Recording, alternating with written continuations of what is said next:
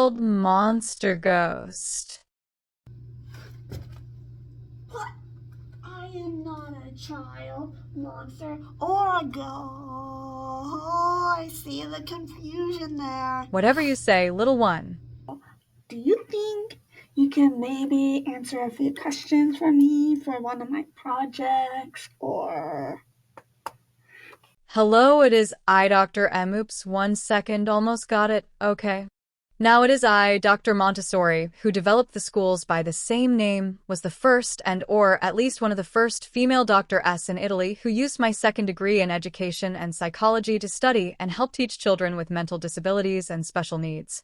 Who said children tested above average after I taught them with the Dr. Montessori's specially designed program I spent years perfecting. The program that I spent my whole life traveling the world teaching and sharing my knowledge all the way up until my death at 82, even when I was exiled to India, building multiple schools and working with my son. I was even nominated for the Nobel Peace Prize 3 times for my work speaking out for peace and the education of children.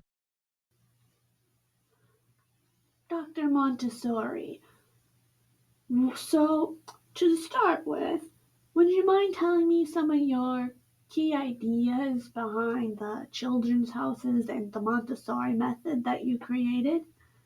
Well, the main idea is that children learn through all of their senses and practice fine motor skills first. They shouldn't be made to go through the process of rote memorization. They learn through exploration and on their own accord first, and then build up gradually, based upon the difficulty of the task at hand and... So, your words are very descriptive, but would you happen to have toys, what have you, just hanging around for no reason, as if you knew this interview was going to happen? No, but I can go now. Where's my wallet?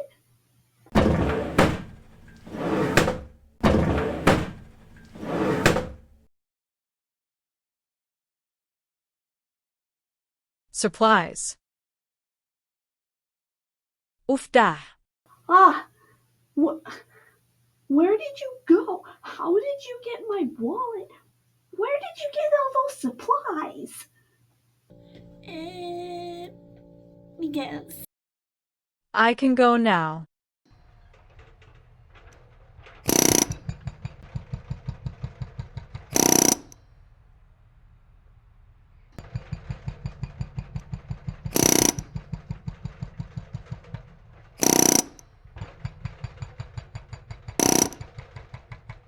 But we gotta kinda cut this short because I have an appointment with...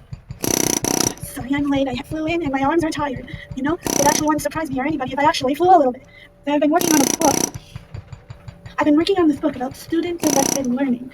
As you can see, I have worked quite hard on it, and it is quite an extensive read. So, holy... That sure was a lot of work for a 12 to 50 minute video.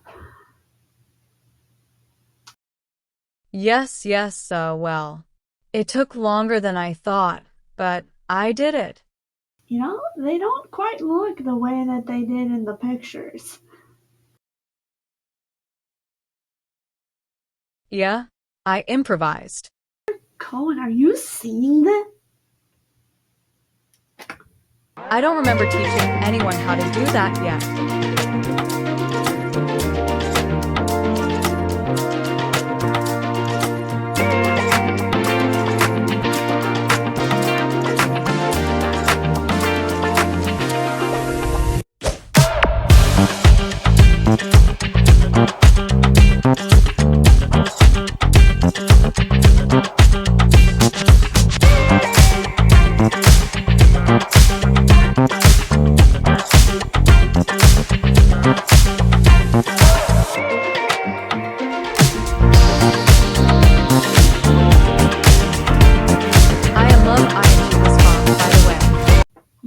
I've seen forgot him this sit after the this long since cylinders. that clip of his interview in Romania. While you work through that, would you mind telling me what you would consider your key? So when I taught my class in existentialism, I realized that having a syllabus at the beginning of the semester says that it's Don't. challenging the status quo is my goal, because you need to ask students to design the course for themselves.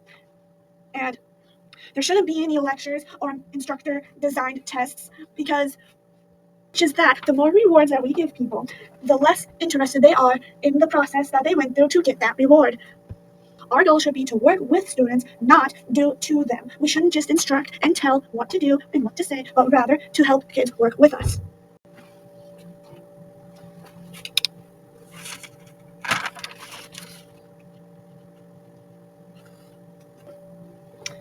So, what we need to do is not sell the intrinsic motivation by the use of doggy biscuits. Where did my give me those? We shouldn't be using doggy biscuits like good job we do does not matter as much as why or how we happen to do it. Homework is the natural extinguisher of creativity. And another thing. Now, what is intrinsic motivation? Intrinsic motivation is when a person does something simply because they enjoy doing it. Extrinsic motivation is the award or reward that is given to somebody that incentivizes them to do the activity at hand. Good job. Oops. What is going on here? Who ruined my exercises? Gasp, it was you. So, you're considered one of the biggest critics of standardized tests, homework, and grades in the traditional sense. What would you say schools would look like if you were to get rid of these things?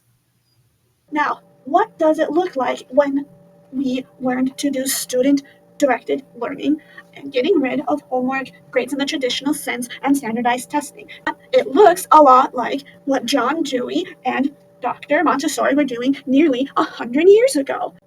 There would be more project-based learning, less extrinsic motivation, more intrinsic motivation, and hopefully less suicides due to the unfortunate pressures of perfectionism, which are unnecessary and only result in tragic ends.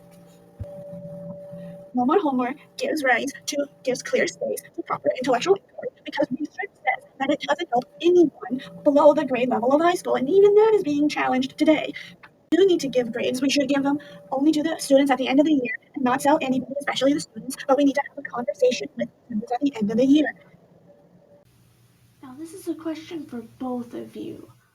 What would you say some of the limitations are in your theories and practices? Well, you would suppose and probably agree with Simply Psychology that some of the limitations to my school method are that they tend to be more expensive, which makes it difficult for those of a lower economic background to participate. The other setback would be the lack of structure, which is the point, but may be difficult for younger children to grasp and deal with. Now, because I had this long video available, I figured I might as well include what I failed to earlier. I understand the disparities between my handbook and the materials that I made from items obviously from Michael's, and not the nearby dollar stores. They still function the same, though.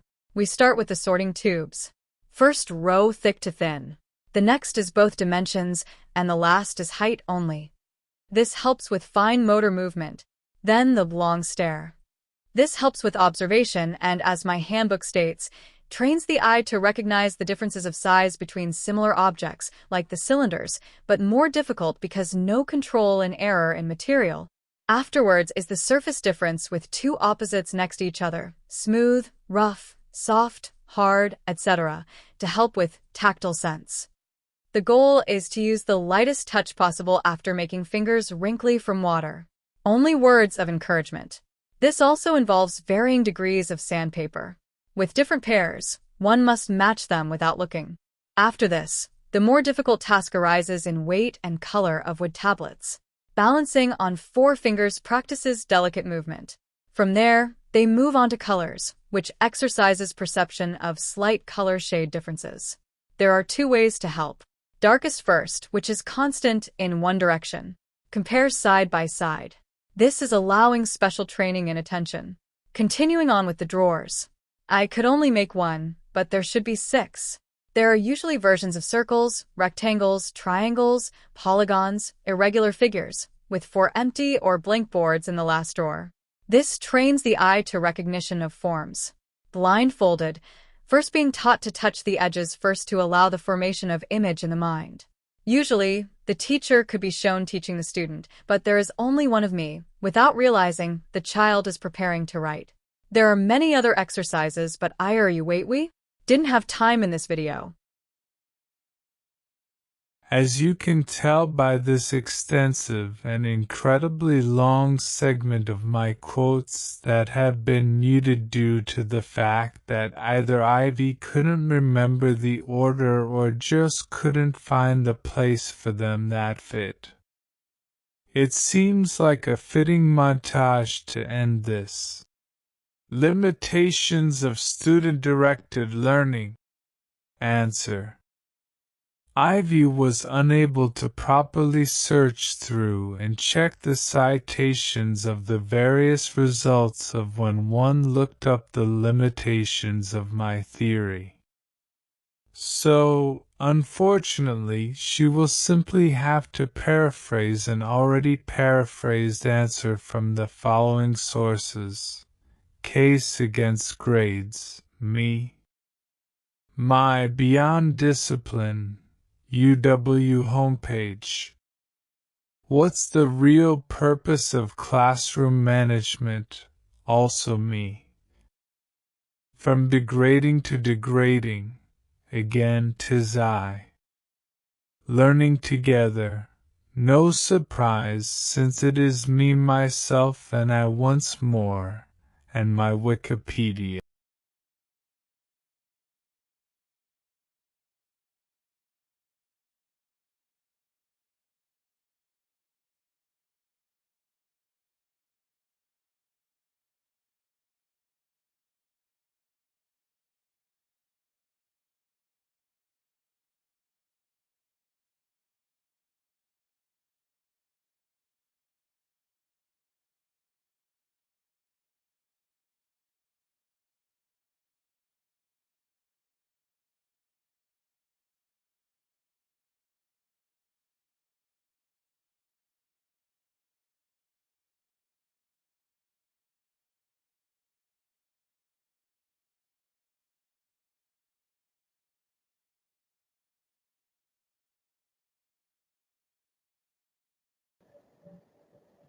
Doggy Just in case you wanted to know what the quotes are.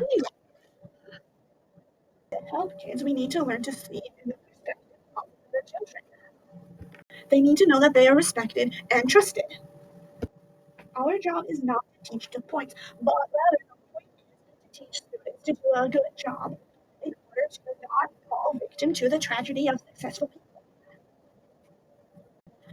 Intrinsic motivation does equate internal motivation. Internal is to internalize the external motivation. Internalizing is simply the imposition of external motivation. Awards are rewards that are artificially scarce, like verbal doggy biscuits. If one were to have each of them given the same work to do, and one group told that they were given a grade at the end of them, while the other was told that they did not get a grade, there would be 3 differences found at the end of this experiment. Now, the first would be that grades are a moot point. Grades are a moot point. They undermine the very existence of intrinsic motivation. Grades do not challenge the motivation or the student.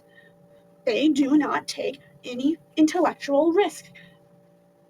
Not because they are lazy or because they lack growth mindset, but simply because they are trained to get the highest points possible.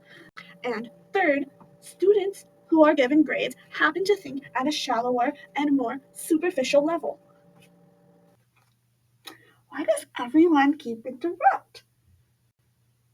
Oh my goodness. Seriously? Again? ¿Por qué a ti no tengas las ropas a mi tiempo? Dr. Montessori, you had it right. You should allow children to simply do things because they enjoy it, without the extrinsic motivation of praise and doggy biscuits, but rather simply words of encouragement.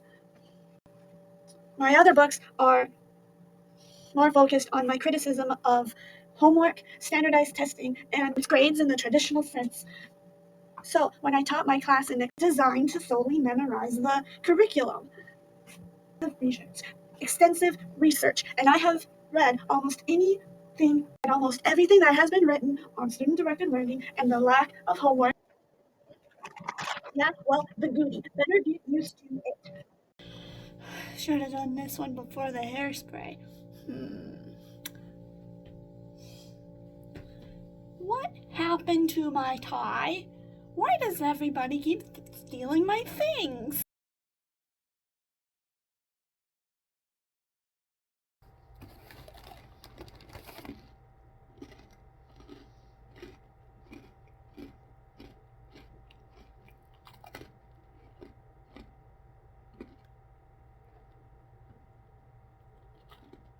I'm sorry, I haven't eaten since the lollipop like 13 seconds ago. Like, oh no, 5 minutes ago.